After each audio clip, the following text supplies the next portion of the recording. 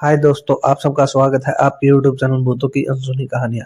आज जो कहानी मैं आपको सुनाने जा रहा हूँ, इसका नाम है नदी के पार।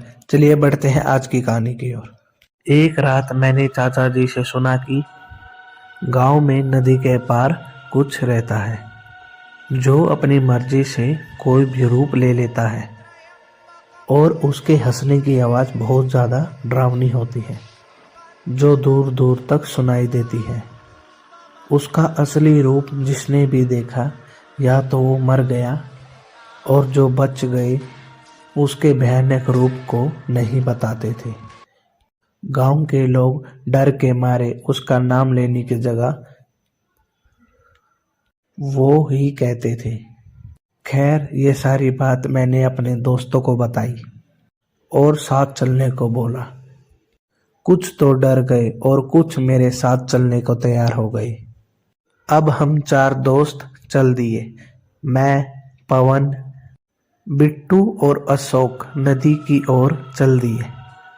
हम खेतों में से जा रहे थे और आसपास कोई नहीं था।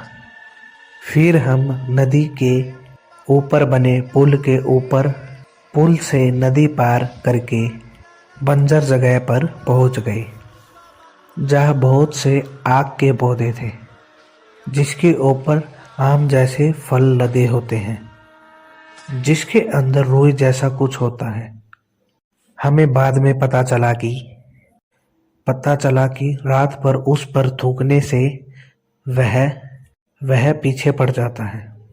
पवन ने आम समझकर उसे खा लिया और कड़वा होने की वजह से उसी पर उसने थूक दिया। अचानक हमें पीछे से किसी दौड़ने की आवाज़ आई, परंतु वहाँ पर कोई नहीं था। हम डरकर गांव की तरफ भागे और गांव में पहुंचकर अपने घर की तरफ चल दिए। पवन और बिट्टू का घर एक ही रास्ते में था।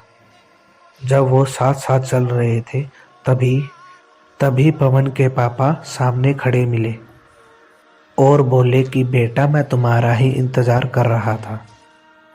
और वो तीनों साथ में चल पड़े।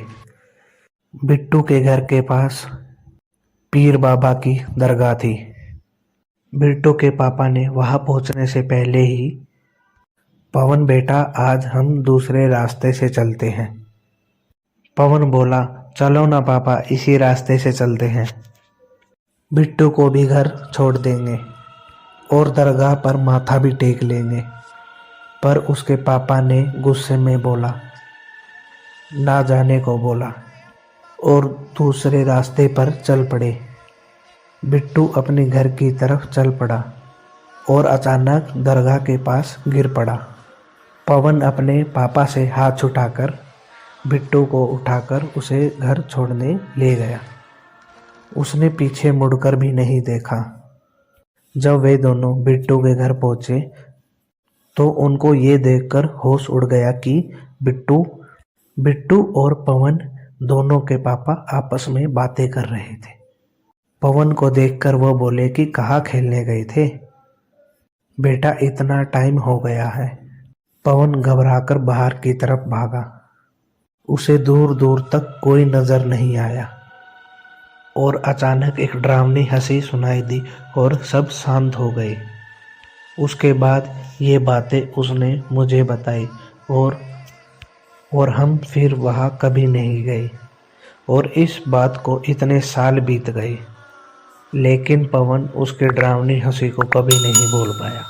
और ऐसी ही कहानी को सुनने के लिए हमारे चैनल को सब्सक्राइब करें। धन्यवाद।